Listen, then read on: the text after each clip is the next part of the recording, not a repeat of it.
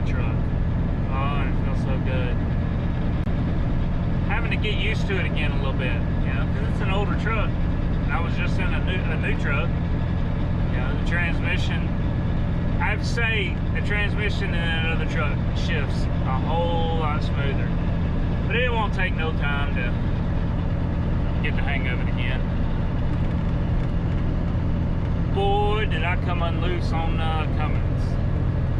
So, as y'all know, this was supposed to be an $18,000 to $20,000 fix. Then after the motor got tore apart, it turned into a $28,000 fix. Then Friday when I called, it was $29,700. When I showed up today to pay, it was $30,800. And I said, y'all better figure something out. I said, I was getting a rate to begin with no lube. Now you're wrapping barbed wire around a baseball bat and shoving it up my you-know-what. I said, y'all better figure something out. So he couldn't find, I guess there wasn't any managers there, so he just credited me back and put it back at $29,700. I was a little hot. I kept my language down because there was kids in the out there in the the parts department. But oh boy, was I mad. So anyway, I paid for it. I had to run down to the auto parts store to grab a new 7-pin because I had tried converting this to a round pin instead of a blade. So I ran down, got that. AC wasn't working. So I got back. I was like, y'all need to figure something out. When I pulled up to this place, AC was blowing ice cold. So they pulled it in. Come to find out, they didn't charge the free online, or didn't charge the AC unit. Then on top of that, I had a leak out of a 2-inch hose coming out of the bottom of the coolant reservoir. The hose had a hole in it, and the guy was like, well, that should have been changed during the in-frame. That should be new. It's like, yeah, I wonder what else should be new. So they ended up charging it. When they kicked it on, it blew the low pressure side hose going to the condenser. No, the high pressure side hose going to the condenser. So I was like, y'all do whatever y'all gotta do. This son of a gun's gonna be fixed before I walk out of here today, or before I drive out of here today.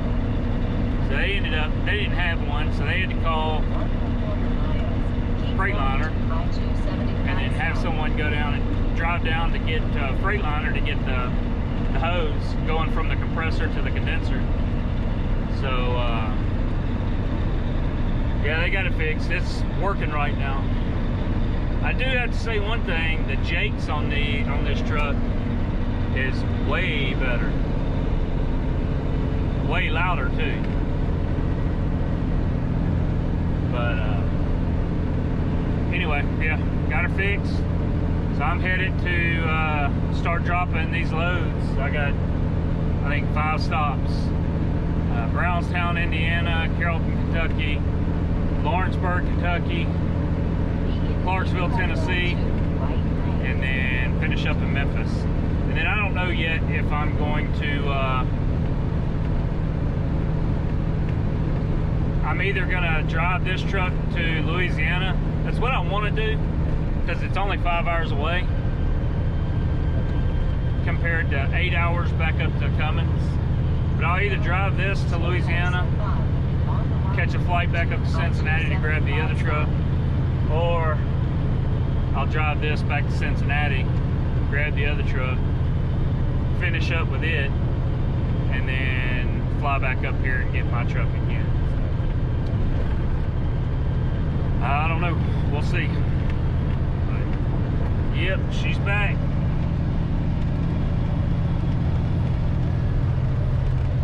The cicadas are get that unloaded. Anyway, what is up, everyone? Everything so far seems to be going good. So, they did tell me when I talked to Cummins Friday, and I forgot to mention this, I had them go ahead and change the fan clutch out too, because when I took it in there, or well, when the motor blew, before the motor blew, the fan clutch was engaged all the time.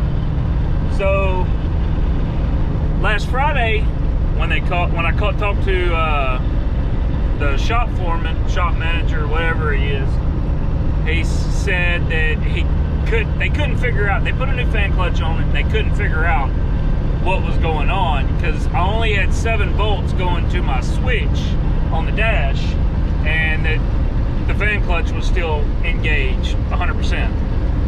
So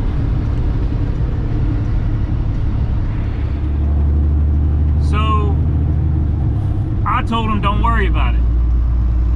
It was locked up anyway. I'll figure it out later. Well, of course, when I picked the truck up, the AC wasn't working, so I had them do some stuff on that. Well, they ended up wiring the fan in to the switch under the dash that used to go to the compressor, the AC compressor.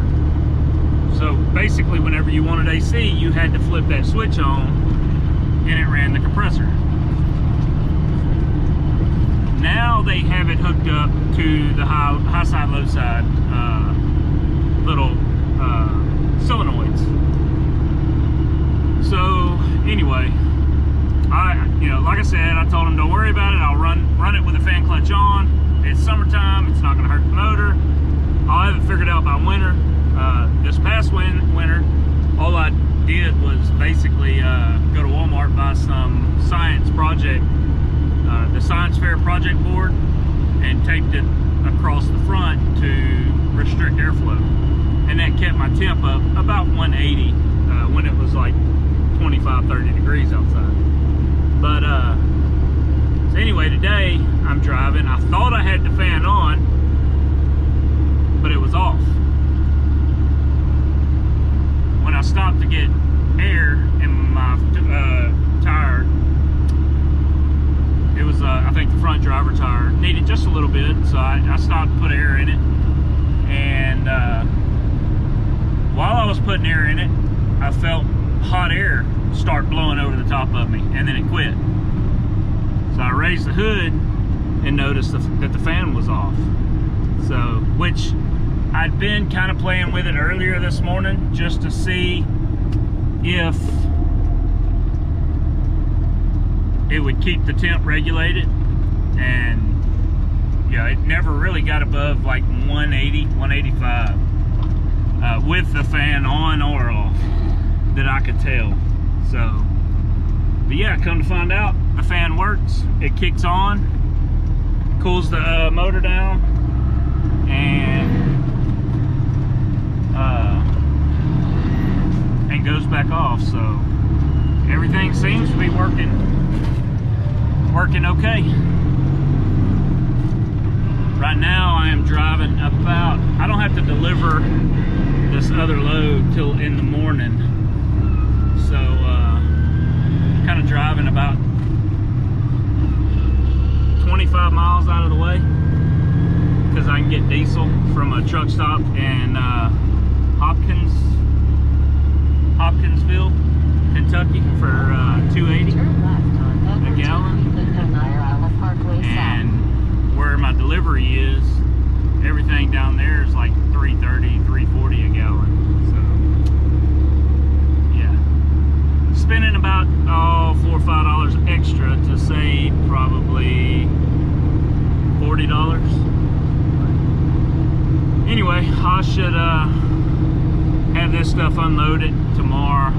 We went in and booked another load to get me back up to Cincinnati, paying I think $3,000 on 839 loaded miles.